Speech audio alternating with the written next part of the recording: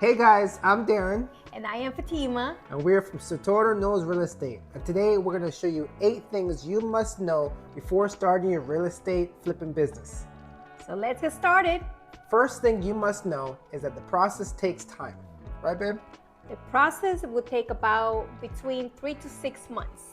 Yes. So let's think about it. The first thing is actually finding the property. Now that takes the longest amount of time. Okay?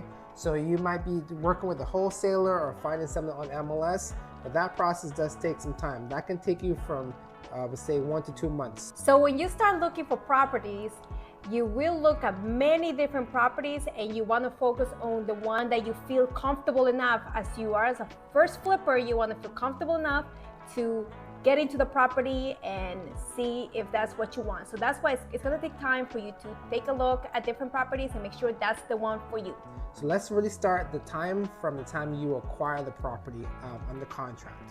All right, so now after you are under contract with the property, if you're purchasing cash, that should take about 10 to 15 days. Now, if you're doing the hard money loan, that normally takes about 25 to 30 days to close in that loan. So that's the first step. The second step after that is actually fixing the property. So now, depending on how much work the property needs to get done, that can take for about how much you think? It would take maybe like between 1 to 2 to 3 months.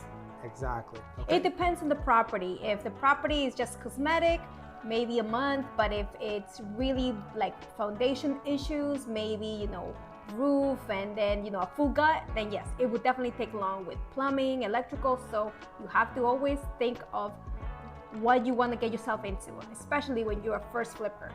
Exactly. All right. So now, after you go ahead and fix the property, now you have to put it on the market. Now, don't expect that immediately as soon as you put it on, the very next day you're going to be under contract. That process takes about, I would say, 30 days for you to actually, after you put the house in the market, for you to find your buyer and actually get under contract. All right, so now after you have your buyer intact, most buyers are doing loans. So loans nowadays are taken from 30 to 45 days to get done. So if you think about it, from the very first time that you actually acquire the property and you have it under contract to the time you get your money for when it's sold, that is going to take about 3 to 4 months.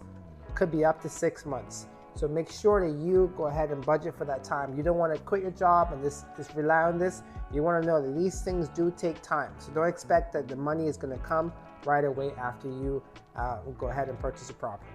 Number 2, know your exit strategies. What that means is either you're going to sell the property or refinance. Exactly. Okay. So when you go ahead and put the house on the market, you got to have an idea what's going to sell at. Okay. Now, if you're getting to the point that it's not selling at what you want to, you might just not want to give away for free. So you're going to go ahead and refinance it so you can put a tenant in that property, or just to make sure you can get out of the hard money loan you're in. Each month that you go by, that hard money loan is costing you. So you want to make sure you know exactly how you're going to get out of this property before you get into it. And that's going to save you a lot of money in the long run. Yes, a lot of money and a lot of headache. So definitely you want to make sure that you know what you're going to do next. Have the 2 options even before you buy the property. Very important. All right, number 3. So when you're first getting started, make sure you don't get over your head. Yes, that is correct. Don't go there thinking that you can do anything and everything. No, you are going to rely on a team. So make sure that you have a team of electricians, plumbers, handymen, contractors, whatever it is that you will need for your property. So don't think that you can do everything, because you won't. It takes a lot of work, a lot of time. So know what you can do, and that's the property that you want to get involved with. Yeah, especially when you first get started. You may see some properties that have these huge spreads, and all you're seeing is dollar signs. But more than likely what that means is that there's some big problem, and if you're just getting started, you may not know yet how to fix it. All right, you may have some foundation issues or some trusses or something that are broken, and you don't know how to fix that yet when you first get started. So what we would advise is, when you're first getting started, work on properties that are smaller or have less rehab, so you can get used to doing this type of work. Yes, mostly focus on cosmetic work when you're a first-time flipper, and then as you keep flipping more and more properties, a lot of issues will come up and you will learn along the way. So don't rush to get into it because you want to make sure that you take your time and you learn as you go. All right, number 4 is to keep your eyes on the projects. What we advise is to stay with local projects first, or projects that you can drive to see pretty easily. Yes, it's very important for you to have your eyes on the property every day. You go take a look if the electrical has been done, the plumbing has been done, even the yard person has completed their task. You want to make sure that the things are moving along. So definitely start wherever you live close by so you can go and take a look at the property and see how it's progressing.